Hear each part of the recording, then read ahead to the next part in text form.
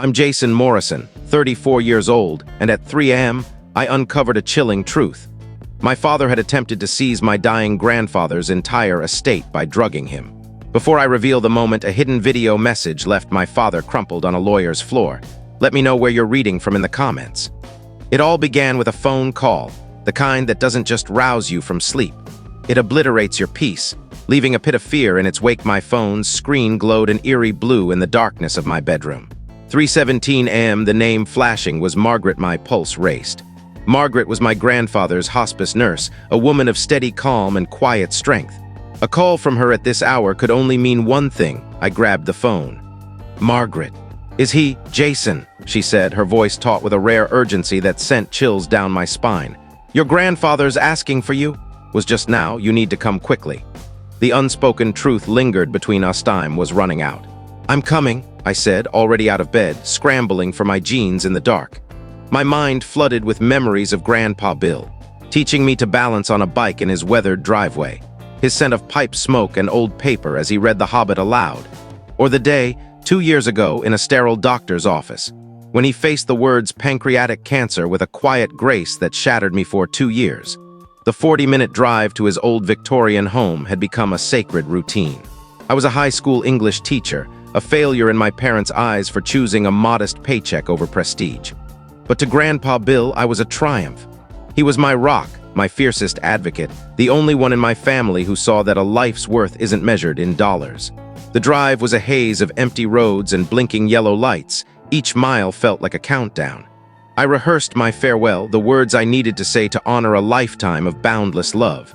I wasn't ready. I'd never be ready. When I pulled onto his quiet, tree-lined street, a shocking sight jolted me from my grief. There in his driveway, gleaming under the soft porch light, was my father's silver Mercedes. My father, Richard Morrison, CEO of Morrison Real Estate Development, hadn't visited in over a month. Always busy with a big deal in Boston or endless investor meetings, his presence here in the dead of night felt wrong, almost sinister. My key turned in the lock, the sound unnaturally sharp in the silent night. The house felt off. Usually there was a faint hum from the oxygen machine or the murmur of a classic film on TV. Tonight, there was only a heavy, oppressive quiet, colder than the air outside, the door to Grandpa's study. Now his bedroom, for the past few weeks, was slightly open, casting a thin beam of light into the dark hall. As I approached, it swung wider, and a stranger, an older woman in her 60s with a tense, nervous face, hurried out. She clutched a leather briefcase like it held classified documents and rushed past me, eyes fixed on the floor, avoiding my gaze as she slipped out the front door and vanished. Moments later, my father and his loyal associate, Victor Chambers, stepped out of the study. My father was adjusting his silk tie, his face set in a smug, satisfied smirk, like he'd just sealed a tough deal. Victor, on the other hand, looked pale, his eyes wide and unsteady.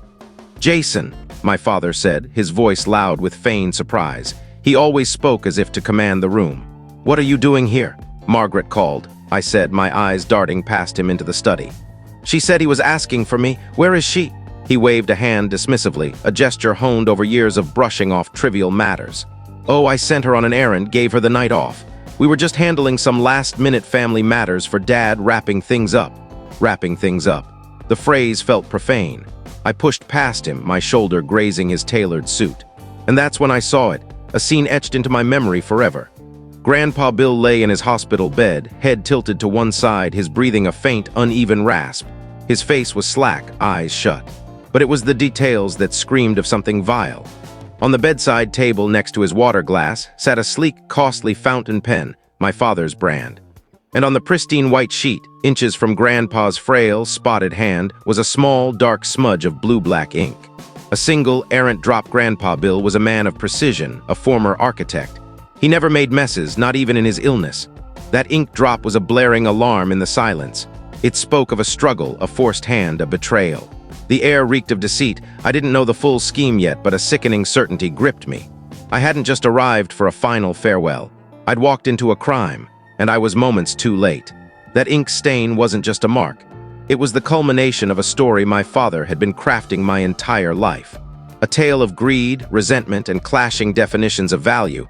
To grasp the venom of that moment, you need to know the balm that was my grandfather. Grandpa Bill was my refuge. His home was a shield against my parents' world of relentless judgment and obsession with wealth. I recall one crisp fall afternoon, years before the cancer took hold, helping him in his library, a room my father once suggested turning into a high-tech gym. The air was rich with the scent of aged paper, leather, and his sweet pipe tobacco. We were organizing books, a task he approached with near-sacred care. He pulled a worn copy of To Kill a Mockingbird from the shelf, its spine soft, pages yellowed. He traced the cover gently. "Your father," he said, his voice a warm, deep rumble, "sees this and thinks it's a waste of time better spent on deals or market analysis." He chuckled dryly. "He doesn't understand. He thinks strength is something you show off, something you build in a boardroom or a gym." He handed me the book.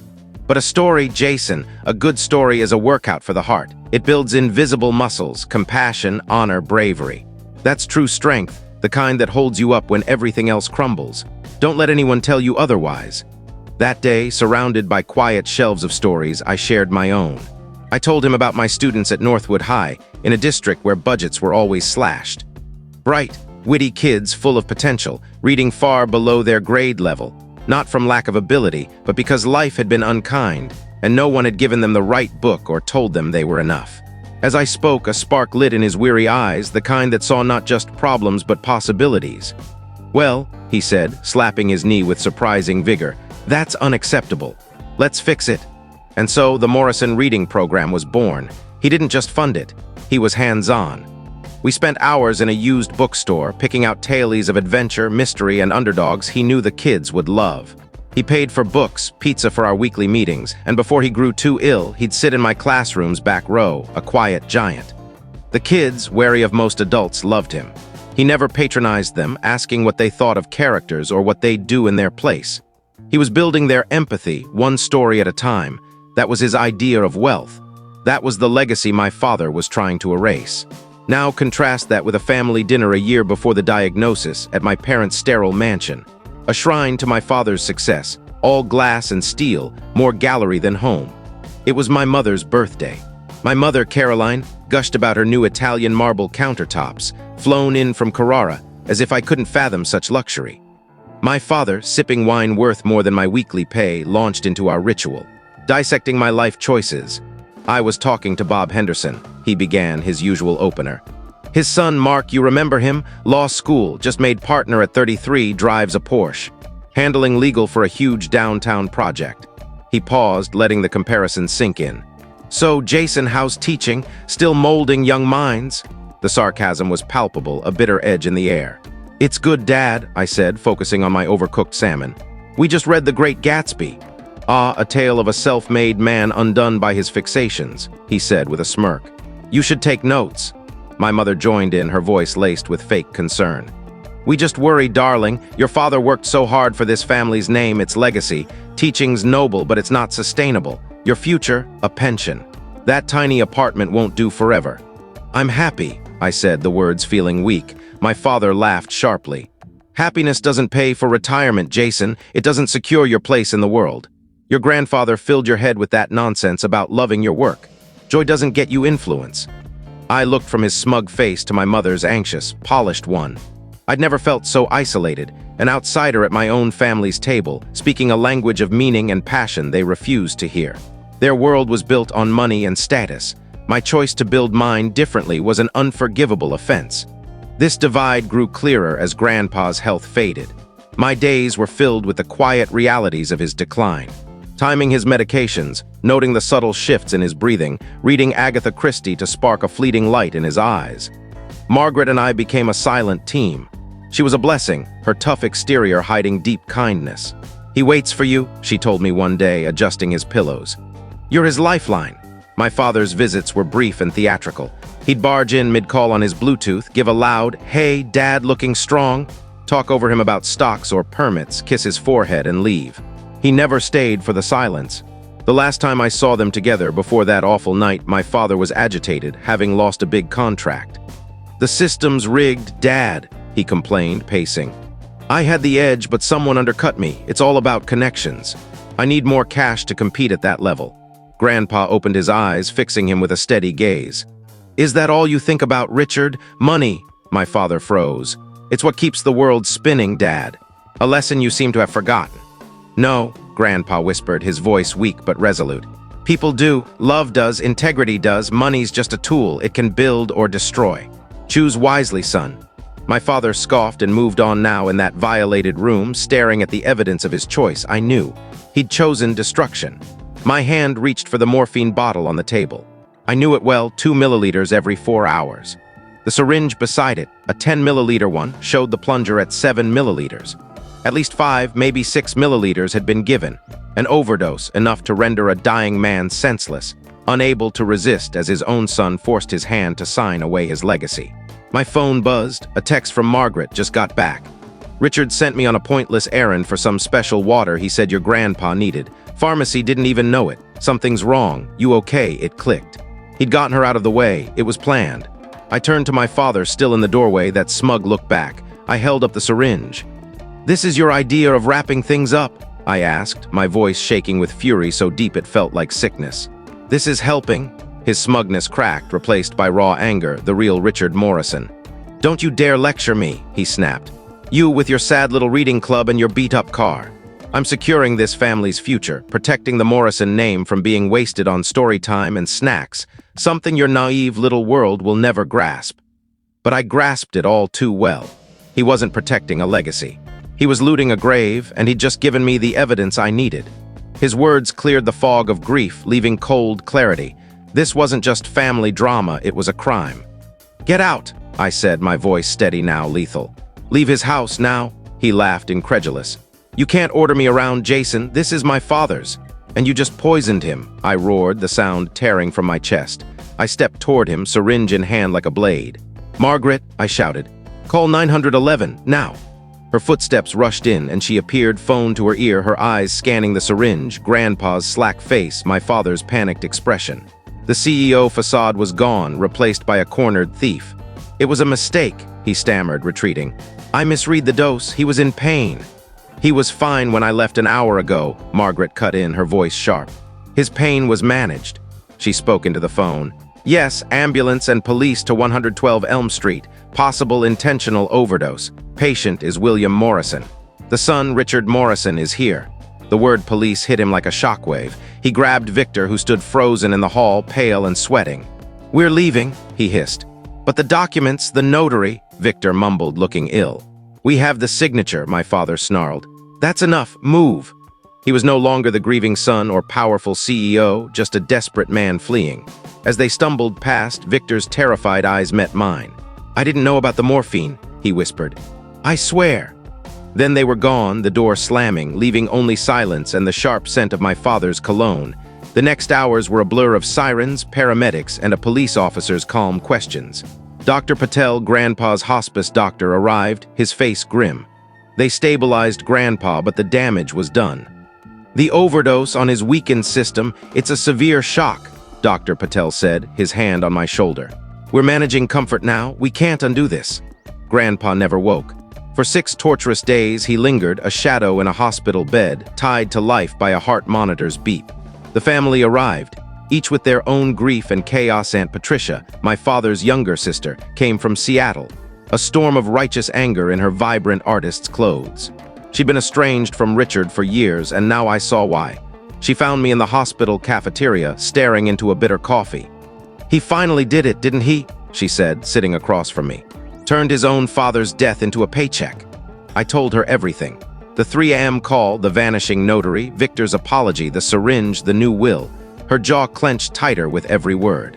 "He's been at this for months," she said, voice thick with disgust. "Calling Dad, whining about business troubles, saying the family trust needed restructuring, that leaving you a big share was reckless. Dad told him to stuff it. Bill knew who Richard was. He just hoped he was wrong. My cousin Emma, Patricia's daughter and a hospital resident, filled in the final piece. She pulled me into a supply closet, her face tense. "Be careful, Jason," she whispered. "I called a friend, a financial analyst with connections. Uncle Richard's in deep. He's leveraged to the max, and worse. He owes huge gambling debts to loan sharks in Atlantic City, the kind that gets people hurt. He's desperate." The puzzle was complete. This wasn't just greed. It was the frantic act of a man drowning in debt, willing to drag anyone down, even his father, to survive. Grandpa Bill passed on a Tuesday morning as dawn broke. the sky a pale gray. I held his cold hand as the heart monitor's steady beep stopped. The silence was deafening.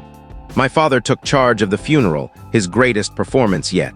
He played the grieving son flawlessly, choosing a lavish mahogany casket and filling the church with overwhelming lilies. He greeted mourners with practiced sorrow, his eulogy a work of fiction. He painted Grandpa as a business titan, a deal-maker, a man of ambition, stories of his own making. He never mentioned Grandpa's kindness, his generosity, the reading program, or the lives he touched. In the back pews, my students sat with their parents, honoring the real Grandpa Bill, the man who listened and believed in them. Their presence grounded me after the service. Sophia, my ex-girlfriend turned friend and now a DA prosecutor, found me. "I'm so sorry, Jason," she said, squeezing my arm. Her eyes flicked to my father, sharpening. "I'm hearing things about the will, a new one filed the night he was overdosed." "Yeah," I said, the words bitter. Her eyes narrowed.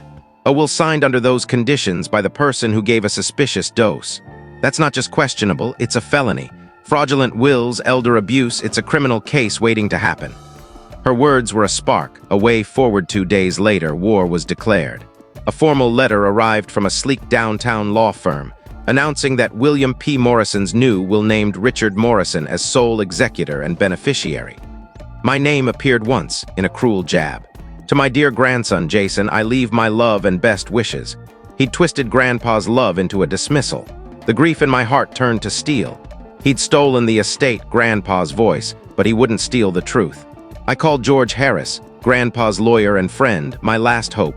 The next 2 weeks were a chess game of strategy and restraint. My father, armed with his new will, moved like a predator certain of victory. He called Uncle Robert to discuss liquidating assets for new ventures, already spending the money. He and my mother even invited Aunt Patricia to dinner, a blatant attempt to control the narrative. He offered me a $10,000 check, she told me later, fuming. Called it a keepsake from Dad's estate, expected me to take it and stay quiet. "What did you do?" I asked. "Pushed it back," she said. Told him to keep his token and his crocodile tears. While my father played patriarch, I prepared for battle. My first meeting with George Harris was in his office, a haven of books and polished wood that echoed Grandpa's study. George, in his late 70s, had sharp eyes and had been Grandpa's lawyer and friend for 45 years. I poured out the story. The 3 a.m. call, the notary's escape, Victor's plea, the syringe, the new will. I spoke for 20 minutes, grief and anger spilling out. George listened, fingers steepled, face calm but piercing. When I finished, he said nothing, just watched me, ready to act.